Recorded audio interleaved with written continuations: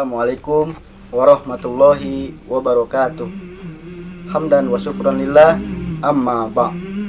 Saudaraku, Rasulullah Shallallahu Alaihi Wasallam bersabda di dalam hadis Tirmizi, afdoluhu lisanun zakirun wa qalbun syakirun wa zaujatun mu'minatun tu'ainuhu ala imani.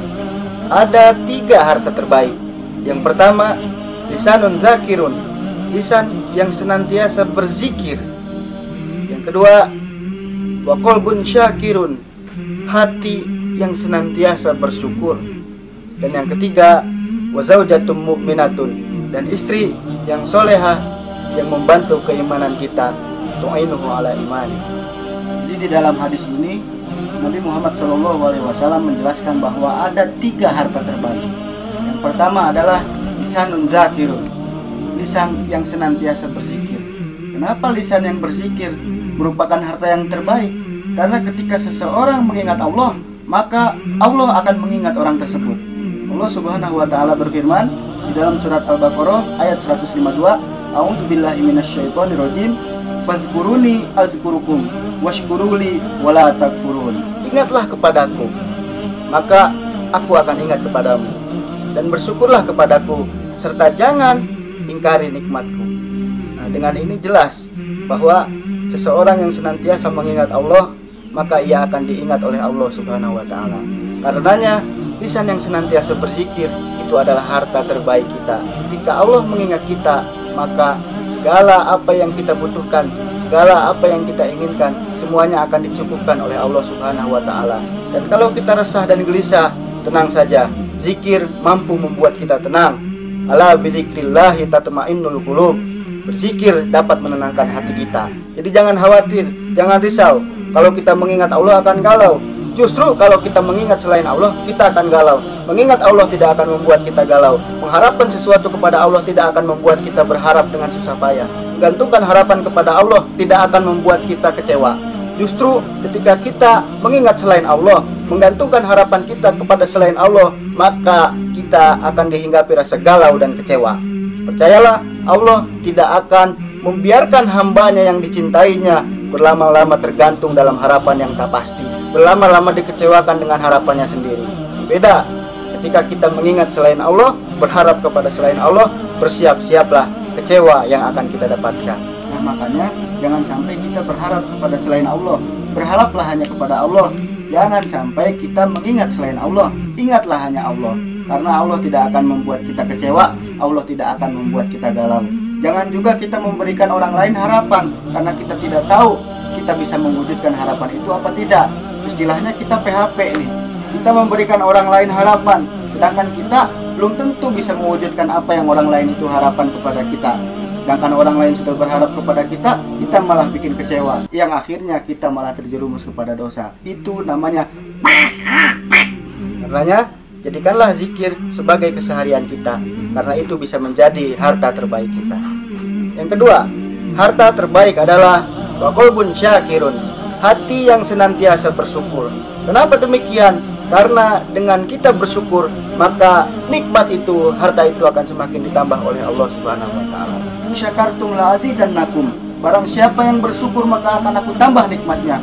Wala in kafartum, tapi jika kamu kufur, inna azabi lasyadid. Sesungguhnya azab Allah sangat pedih. Saudaraku, dengan kita bersyukur kepada Allah, walaupun harta kita tidak banyak, akan tetapi nikmat itu akan senantiasa bertambah. Tapi jika kita tidak bersyukur kepada Allah, sebanyak apapun harta yang kita punya, tetap saja tidak akan pernah cukup. Kekayaan bukan dinilai dari harta, akan tetapi dinilai dari sebanyak apa rasa syukur kita terhadap Allah. Pernah kita melihat atau bahkan kita sering melihat banyak orang yang hartanya banyak, akan tetapi ia hidupnya tak bahagia, karena yang ada di pikirannya hanya kurang dan kurang. Orang yang terlihat kaya, akan tetapi hutangnya menumpuk di mana-mana, karena tidak pernah cukup dengan kekayaan yang dia miliki. Itu karena kurangnya rasa syukur yang dia punya. Sedangkan orang yang kita lihat hidupnya pas-pasan, yang mungkin hidup tidak dengan kecukupan, akan tetapi kita bisa melihat hidupnya penuh dengan kebahagiaan, karena dalam kehidupannya ia penuh dengan rasa syukur terhadap Allah Subhanahu wa taala. Yang ketiga, harta yang paling terbaik adalah wa zaujatun mu'minatun, istri yang soleha, istri yang mukminah, mu'inuhu ala imani, yang bisa menambah keimanan suami. Nah, ini buat yang para jomblo ini, sebelum menikah cari benar-benar istri yang menurut kita soleha, dengan catatan kitanya juga harus soleh. Gimana kita mau dapetin yang soleha kalau kitanya sendiri belum soleh? Soleh dulu baru kita dapat yang soleha. Gimana caranya? Perbaiki diri kita. Kalau kita masih banyak dosa, kita tobat, banyakin ibadah, banyakin amal, berdoa sama Allah, minta sama Allah, ya Allah, saya pengen punya istri yang soleha. Nah, itu tadi kan harapan para jomblo tuh, dapat istri cantik, soleha. Tapi ngaca dulu, bro. Makanya buat para jomblo, hati-hati dalam memilih istri.